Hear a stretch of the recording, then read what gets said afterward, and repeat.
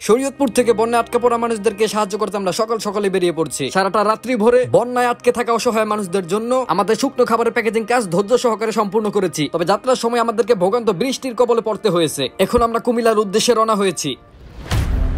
এই হ্যালো শরীয়তপুরবাসী, আপনাদের সহযোগিতার কারণে আজকে আমরা কুমিল্লার উদ্দেশ্যে রওনা হতে যাচ্ছি। দীর্ঘ সময় কঠোর পরিশ্রমের পরে আপনাদের সহযোগিতায় অসহায় বন্যায় আটকে পড়া 1000 থেকে বেশি পরিবারের জন্য আমাদের শুকনো খাবারের ব্যবস্থা করেছি। তবে প্রবাসী ভাইদের সহযোগিতা আমাদেরকে অনেক বেশি আগাতে সাহায্য করেছে। শুক্রবার বিকাল থেকে আমাদের প্যাকেজিং কাজ আমরা শুরু করেছি। তবে আমাদের টিমে 100-এরও বেশি মানুষ কঠোর পরিশ্রম করে আমাদেরকে সাহায্য করেছে। আমাদের মালবাহী ট্রাক নিয়ে সকাল 7টার দিকে কুমিল্লার উদ্দেশ্যে রওনা হয়েছি। যারা আমাদের টিমে কাজ করেছেন তাদেরকে কৃতজ্ঞতার সাহিত্যে আমরা ধন্যবাদ জানাচ্ছি। সকলে দোয়া করবেন আমাদের জন্য, যাতে আমরা সঠিকভাবে কুমিল্লা পৌঁছতে পারি এবং কুমিল্লার বন্যায় আটকে পড়া অসহায় মানুষদেরকে সাহায্য করতে পারি। সকাল 7:10 আমাদের মালবাহী ট্রাক ঘড়িসার থেকে তীব্র স্রোতপূর্ণ ভয়াবহ বন্যায় আটকে পড়া কুমিল্লায় অসহায় মানুষদের সাহায্য করার জন্য রওনা হয়েছি। আমাদের শরীয়তপুর জেলার নড়িয়া থানা, ডিঙ্গামানিক এবং ঘড়িসার ইউনিয়ন পরিষদের পক্ষ থেকে আমরা এই উদ্যোগ নিয়েছি। তবে আমাদের বড় ভাই নিশু ভাই, শাকিল ভাই, অপু ভাই, মেহেদি ভাই এবং আশরাফ ভাই সহ আর অনেক বড় ভাই ব্রাদার আমাদের এই কাজের নেতৃত্বের সাথে জড়িত রয়েছে। তবে আপনারা সকলে দোয়া করবেন যাতে আমরা সব সময় অসহায় মানুষদের পাশে এভাবেই দাঁড়াতে পারি। দেখতেই পাচ্ছেন যে সকাল সকাল যাত্রার শুরুতে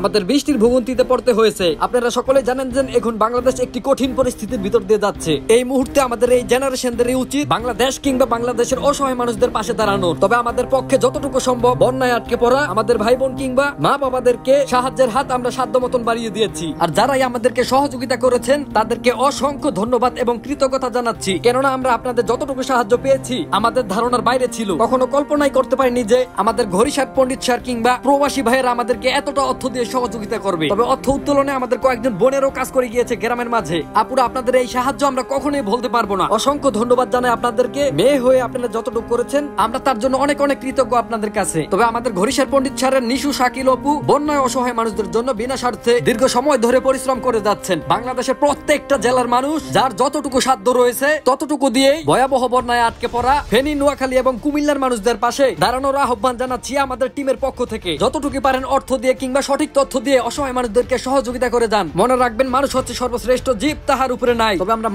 মানুষের পাশে দাঁড়াবো, এটাই আমাদের কর্তব্য। তবে সকলে আমাদের জন্য দোয়া করবেন যাতে আমরা 1000টি অসহায় পরিবারকে সঠিকভাবে সাহায্য করতে পারি। গতকাল রাতে যারা ফেনী, নোয়াখালীতে সাহায্য করে যাচ্ছেন তাদের সাথে আমাদের রাতে যোগাযোগ হয়েছে। তারা বলেছেন ফেনী এবং নোয়াখালী যথেষ্ট পরিমাণ সাহায্য পাচ্ছেন, তাই তারা আমাদেরকে বলেছেন কুমিল্লা যেতে। এই কারণে আমরা ফেনী কিংবা নোয়াখালী না যেয়ে কুমিল্লার উদ্দেশ্যে রওনা হয়েছি। গতকাল রাত্রি থেকে শুরু করে কেউ দু চোখের পাতা এক করতে পারেনি এখন পর্যন্ত। আপনি যেই জেলার মানুষ হন না কেন আমাদের ভিডিওটি একটি শেয়ার করবেন, যাতে করে বাংলাদেশের সকল মানুষ ভিডিওটি দেখতে পারে এবং ভিডিওটি দেখে অসহায় মানুষদেরকে সাহায্য করার মনোভাব তৈরি হয়। তবে ধন্যবাদ সকলকে। পরবর্তী আপডেট জানতে আমাদের নট ব্লগ ফেসবুক পেজটি ফলো দিয়ে পাশে থাকুন।